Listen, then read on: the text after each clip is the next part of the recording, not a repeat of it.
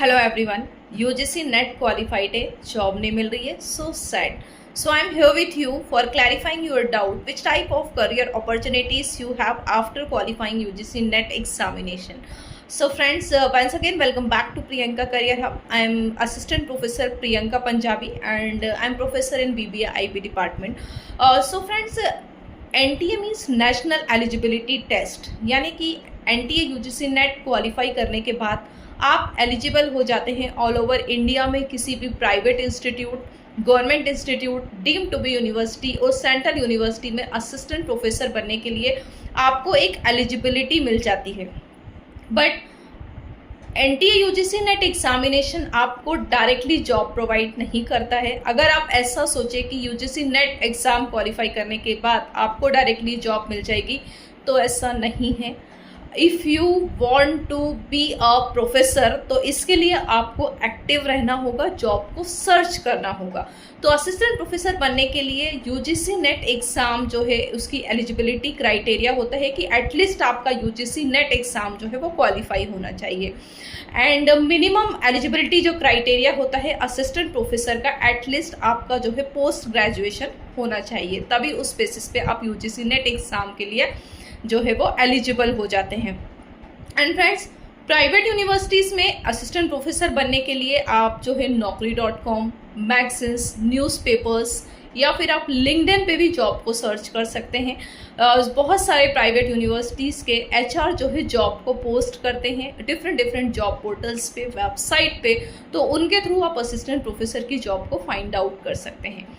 And friends, जब हम बात करते हैं गवर्नमेंट असिस्टेंट प्रोफेसर एग्ज़ाम की, तो government exam UGC net qualify जो कैंडिडेट होते हैं उनका एक एग्ज़ाम कंडक्ट कराया जाता है. उनका एक एंट्रेंस एग्ज़ाम होता है, जिसके बाद असिस्टेंट प्रोफेसर का इंटरव्यू होता है एंड उसके बाद आप जो है डायरेक्टली परमानेंट असिस्टेंट प्रोफेसर बन जाते हैं. But friends, most of the state like UP, MP and Rajasthan, यहाँ पर API के बेसिस पे स्टूडेंट्स का सिलेक्शन होता है. API मीन्स उसमें आपका ग्रेजुएशन, पोस्ट ग्रेजुएशन, PhD के score and research paper and other activities, सारे स्कोर को मिलाकर आपका एक API स्कोर बनता है.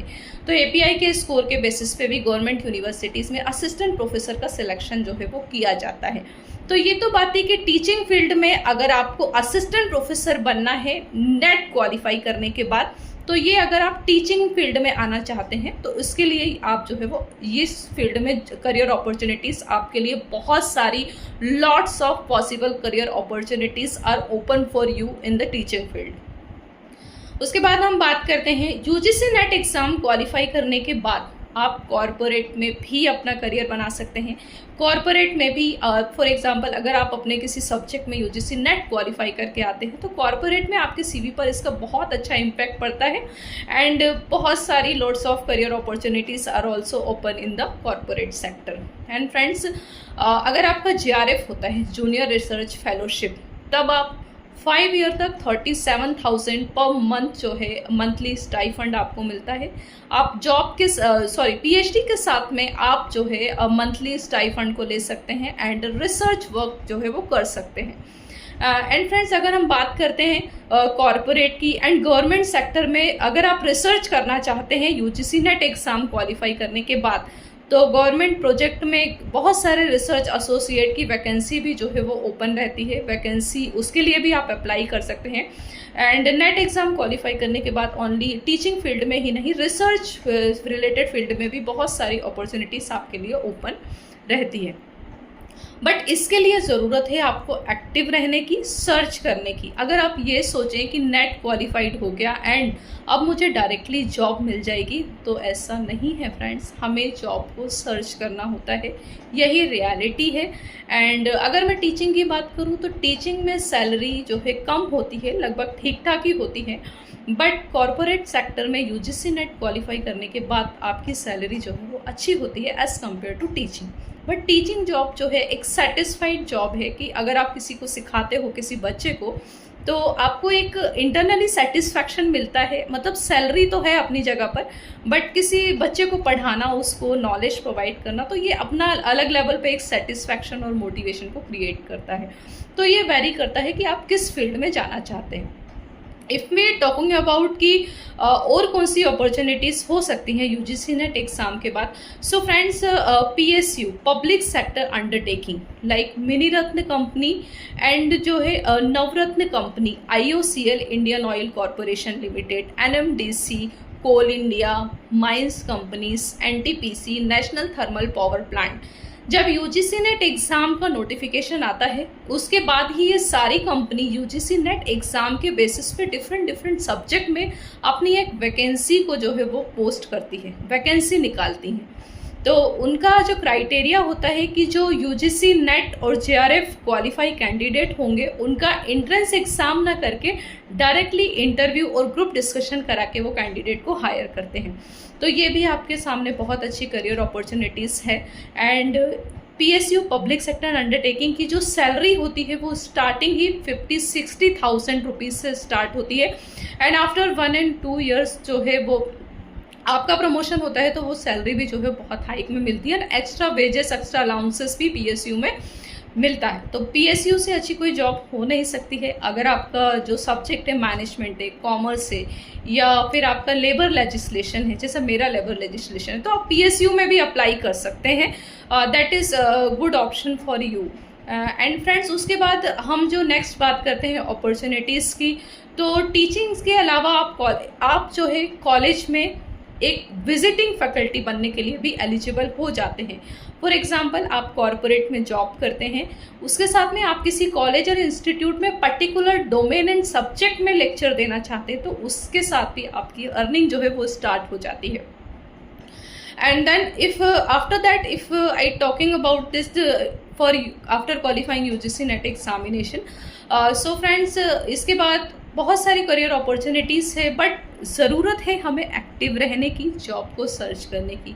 नेट वाले, एनटीए वाले डायरेक्टली आपको जॉब प्रोवाइड नहीं करते हैं, आपको खुद फाइंड आउट करना होगा एंड अपनी मंजिल तक पहुंचना होगा। फ्रेंड्स, यूजीसी नेट एग्ज़ाम मतलब ये जो नेट एग्ज़ाम है ये पीएचडी से रिलेटेड है, रिसर्च से रिलेटेड है, टीचिंग में हम आते हैं, तो they want patience. If you have a patience तो आप अपनी लाइफ में बहुत जो है ब्राइट जो है वो अपना फ्यूचर को बना सकते हैं, बट पेशेंस की रिक्वायरमेंट होगी।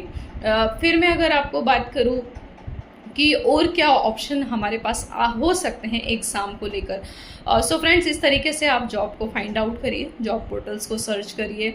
एंड अगर हम बात करें तो कोविड-19 के बाद, 2019 के बाद से एजुटेक में, यानी कि एजुकेशन सेक्टर में टेक्निकल जो है ऑनलाइन एजुकेशन प्रोवाइड की जा रही है। अगर आप नेट क्वालिफाई कर लेते हैं तो बहुत सारे ऑनलाइन प्लेटफॉर्म है, बायजूस है, अनअकैडमी है, एंड आप अपना यूट्यूब पे भी चैनल जो है वो बहुत सारे यूट्यूबर्स हैं, वो भी उनके भी अगर आप लेक्चर लेते हैं तो आप काफ़ी जो है मनी को अर्न कर सकते हैं।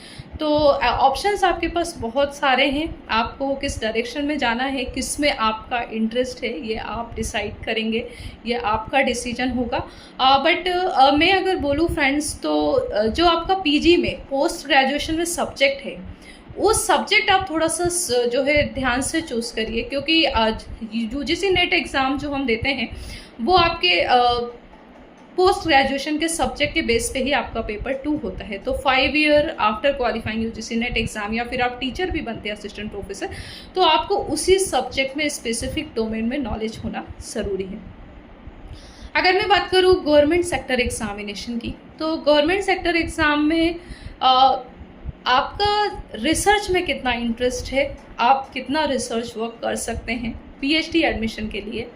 एंड असिस्टेंट प्रोफेसर के गवर्नमेंट जो इंटरव्यूज़ होते हैं गवर्नमेंट जॉब के लिए, वहाँ पे आपका पेपर 2 से रिलेटेड, यानी कि जो स्पेसिफिक सब्जेक्ट के आप प्रोफेसर बनने जा रहे हैं उसमें आपको कितना नॉलेज है, आपका नॉलेज लेवल चेक किया जाता है गवर्नमेंट जॉब के इंटरव्यू में।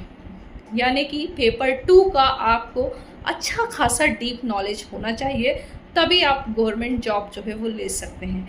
सो कैसी लगी आपको वीडियो? अगर वीडियो अच्छी लगी लाइक शेयर एंड सब्सक्राइब कीजिएगा। If you have any doubt and queries so you can comments me, आप मुझे कमेंट सेक्शन में कमेंट्स करके बता दीजिएगा कैसा लगा आपको video. I am here with you for solving your doubts and so friends, मैं भी जॉब करती हूँ तो थोड़ा सा बिजी होती हूँ, सम टाइम मैं आपको रिप्लाई दूंगी, बट आपको रिप्लाई ज़रूर मिलेगा। And thank you so much, have a nice day.